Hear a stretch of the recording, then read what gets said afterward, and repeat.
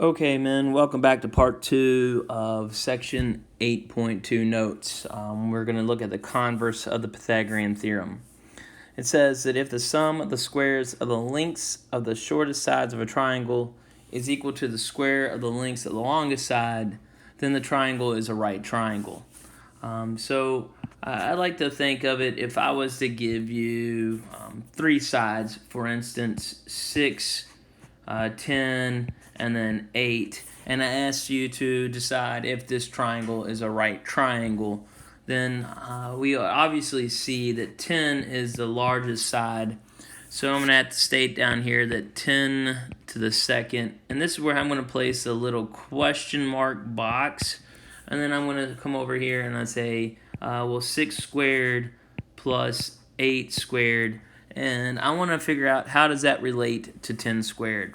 So I know that 6 squared is 36, 8 squared is 64, and I know that 10 squared is 100. Again, I'm still going to have this mystery box. I don't know how it relates, but I know that 100 and I have 100. So now I'm going to use the equal sign because 100 is equal to 100.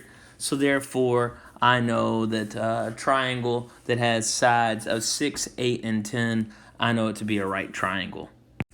Okay, let's take a look at theorem 8.6. This is similar. We're going to call this the Pythagorean inequality theorems. So it says, if the square of the length of the longest side of a triangle is less than the sum of the squares of the lengths of the other two sides, then the triangle is an acute triangle.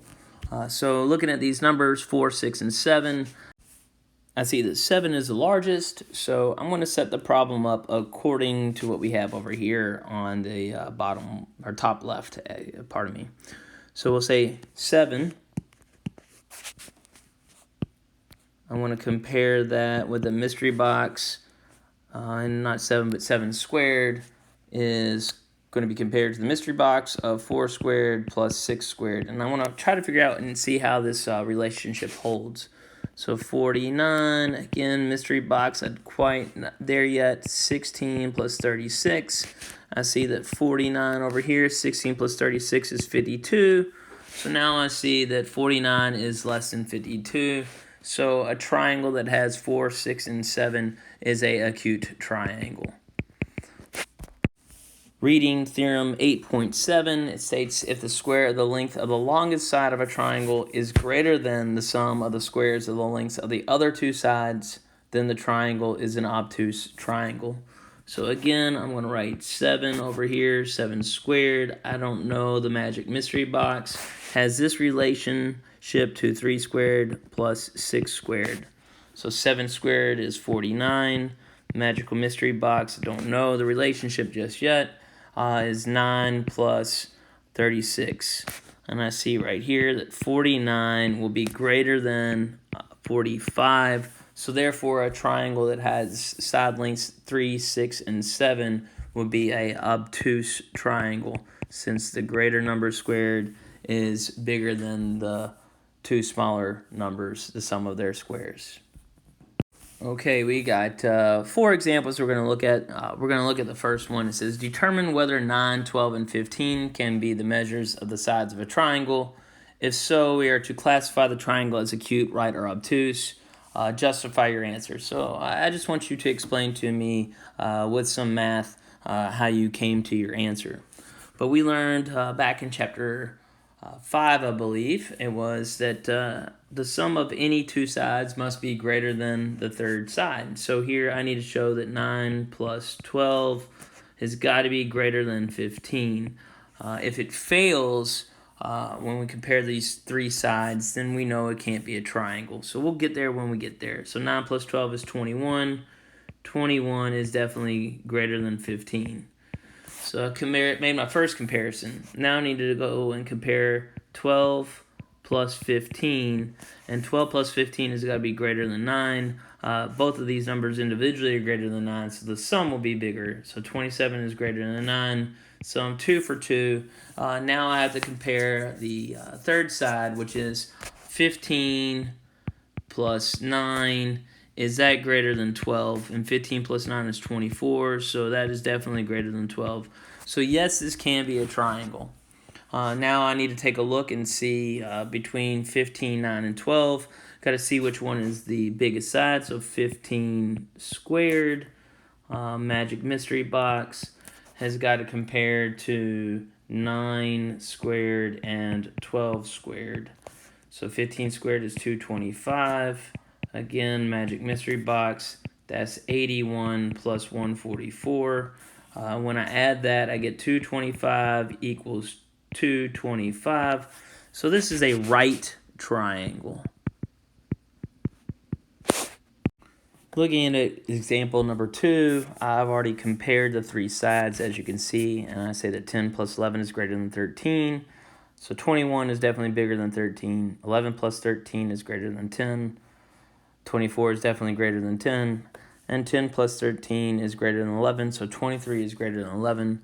So this is the triangle inequality. So I could see that, yes, these three sides do form a triangle. So now I have to do the comparison. I see that 13 is the biggest number. So 13 squared, Magic Mystery Box, has this relationship between 10 squared and 11 squared. That's what we're trying to figure out. We're trying to figure that relationship. 13 squared is 169. 10 squared is 100. 11 squared is 121. So 169 is going to be less than, forgot my mystery box, 221. So therefore, since it is less than, we know that this is a acute triangle. Again, I already went ahead and checked to make sure that the set of numbers can be the measures of a side of a triangle. We see down here to the left and bottom left in example 3 that those sides do indeed make a triangle. So now it's my time to compare. So I look at the number 7, 8, 14. I have the side 14 squared, Magic Mystery Box, and I'm going to write 7 squared and 8 squared. So 14 squared is 196. I'm going to have the Magic Mystery Box one last time. That's 49 and 64. And when we add 49 and 64 together, we get 113.